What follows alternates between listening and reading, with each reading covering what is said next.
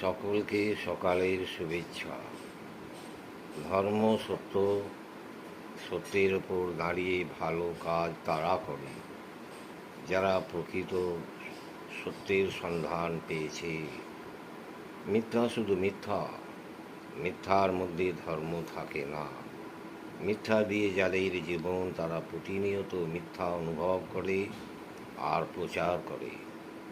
সত্য তারা বলতেও করতে পারে না, শুধু মিথ্যা তাদের প্রতিদিনের বিভিন্ন কাজে মান্যতা পায়। মিথ্যা অন্ধকার জীবনের উদাহরণ। আমরা সেদিন সত্য উপলব্ধি করব যেদিন থেকে আমরা মৃত্যু স্মরণ করতে শিখব।